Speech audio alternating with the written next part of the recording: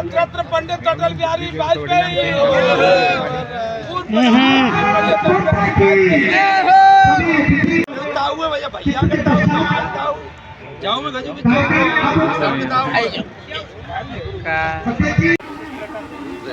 आज अटल जी का जैसे सब लोग जानते हैं कि जन्मदिन है। अगले वर्ष वो होते तो 100 के हो जाते, तो उनका शताब्दी वर्ष की भी उनके जन्म की शुरुआत हो गई है आज से। तो ऐसे महामानव, भारत नहीं पूरे विश्व के गौरव और भारत रत्न, सहृदय कवि, अजात शत्रु और हम सबके एक तरह से गार्जियन के रूप में जिन्होंने भारतीय जनता पार्टी को पाला पोसा, भारतीय जनता पार्टी के पहले राष्ट्रीय अध्यक्ष, तो ऐसे अपने देश के प्रधानमंत्री आदरणीय अटल जी का जन्मदिन है। उसको आप देख रहे हैं कि फिरोजाबाद महानगर में भी बड़े भव्य और दिव्य तरह से उसको मना रहे हैं। अटल जी को याद कर रहे हैं। आज अभी मैं भी जहाँ बटेश्वर से आ रहा हूँ, वहाँ भी अटल जी की प्रतिमा का अनावरण हुआ, तो वहाँ हेलीकॉप्टर सेवा का शुभारंभ हुआ कि ब्रज क्षेत्र में बटेश्वर से और हेलीकॉप्टर गोवर्धन और वृंदावन जाएगा। साथ ही साथ 100 करोड़ से ऊपर की योजनाओं का वहाँ शुभारंभ किया गया और कुछ का शिलान्यास किया गया है। तो अटल जी को याद करें। और मेरा मानना है कि अटल जी के ही मार्ग पे अब मोदी जी चल रहे हैं।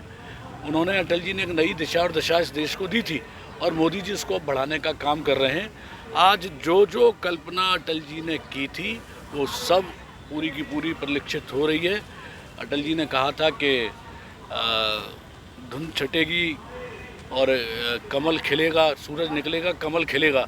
आज कमल पूरे देश के अंदर, अटल जी के बाद पूरे देश में आज भी कमल खिल रहा है और पूर्ण बहुमत से भारतीय जनता पार्टी की उत्तर प्रदेश और हम लोग उत्तर प्रदेश में खड़े हैं और देश में सरकार है। तो ऐसे में हम सब लोग अगर अटल जी के बताए हुए मार्ग पर अंश मात्र भी चल रही है तो निश्चित रूप से अपना जीवन भी सफल होगा और हम लोग समाज की भी सेवा करने का काम करेंगे। ये भारतीय जनता पार्टी के सभी कार्यकर्ता, ये समाज सेवा हमारा सत्ता, हमारा समाज सेवा साध्य है, ये संकल्प भी अटल जी का ही था। हम लोग सत्ता प्राप्ति किसी अपने ऐश्वर्याराम के लिए नहीं करते, समाज की सेवा के लिए करते हैं। तो आज आपने देखा होगा कि कार्यकर्ता यहाँ इकट्ठे हुए हैं और ये अनवरत हम लोग 24/7 और 365 दिन भारतीय जनता पार्टी के कार्यकर्ता सेवा के भाव से काम करता है।